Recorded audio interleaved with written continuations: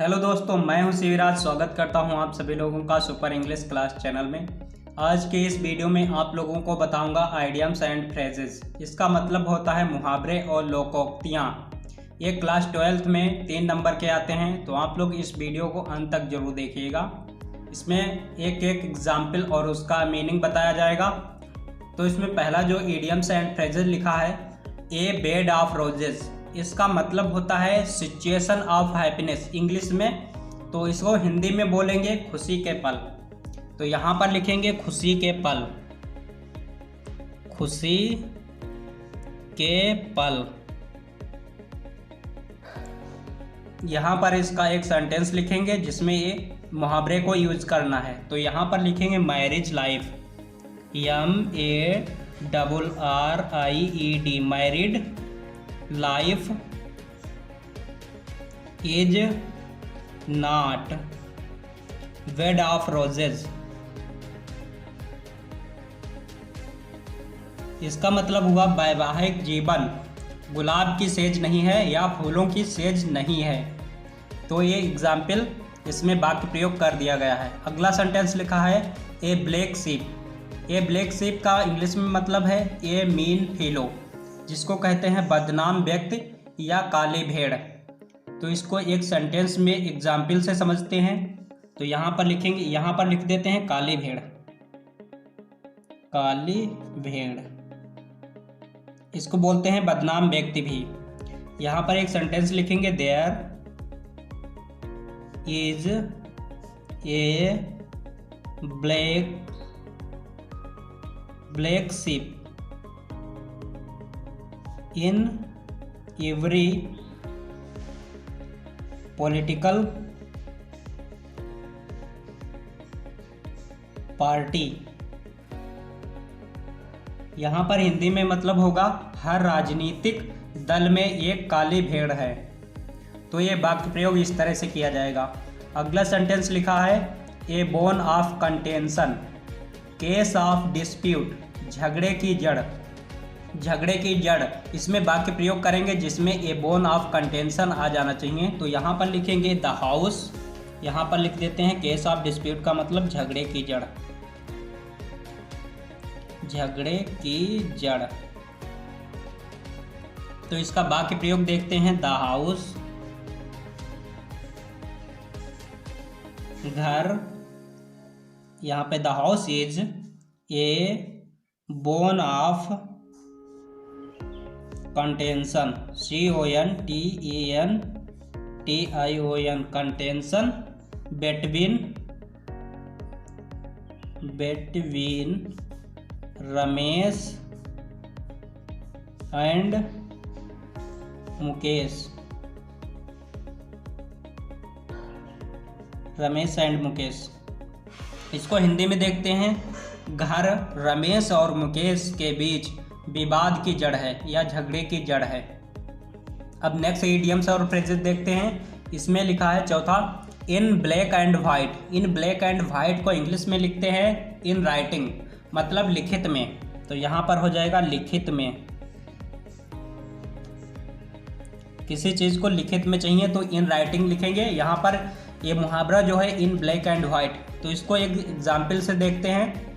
यहाँ पर लिखेंगे आई want the terms and conditions in black and white।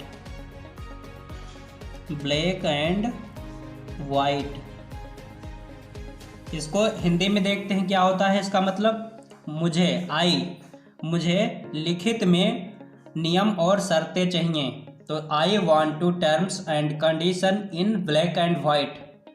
तो एग्जाम्पल आपको यूज समझ आ गया होगा। अगला देखते हैं एट लार्ज। एट लार्ज को हिंदी में कहते हैं फ्री। फ्री का मतलब हो जाएगा स्वतंत्र। यहाँ पर स्वतंत्र लिख लेते हैं। मुक्त होता है मुक्त, फ्री में मुक्त। तो इसको एक एग्जाम्पल से समझते हैं। यहाँ पर लिखेंगे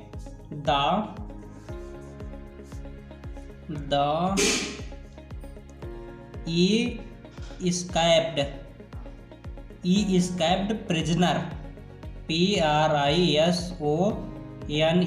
prisoner is still at large.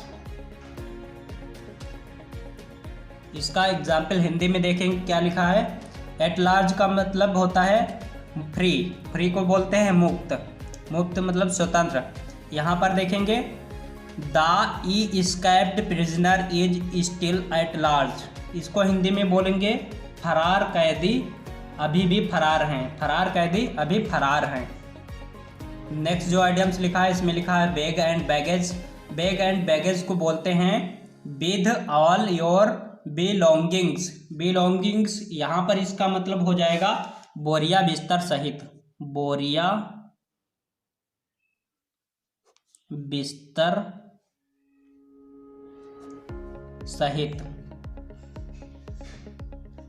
इसको अब एग्जाम्पल से देखेंगे, मतलब टेंस को प्रयोग करेंगे इसमें। तो यहां पर लिखेंगे you shall go bag and baggage.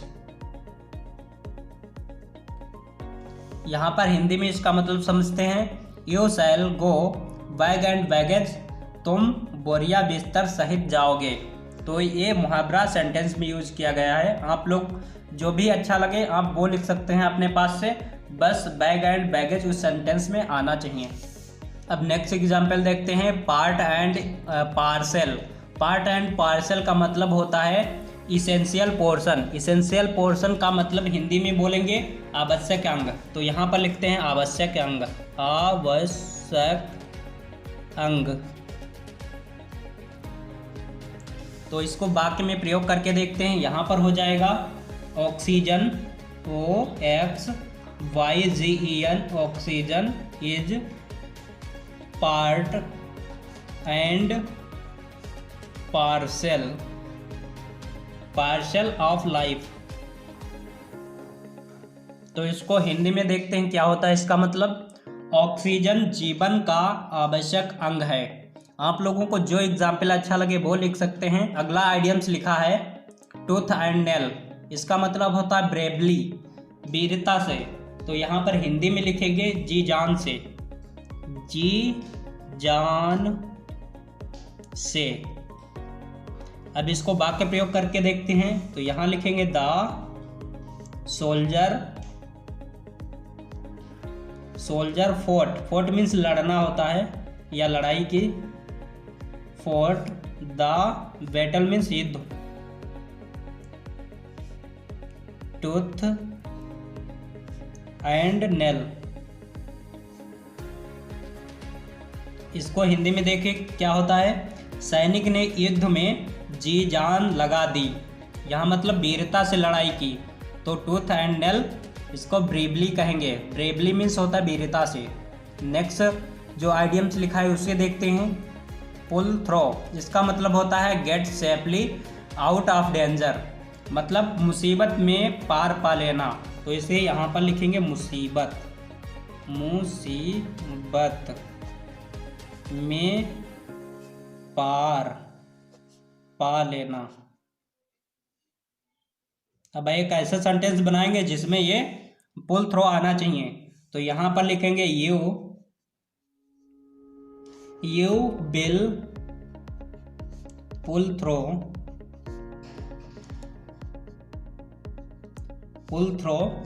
All those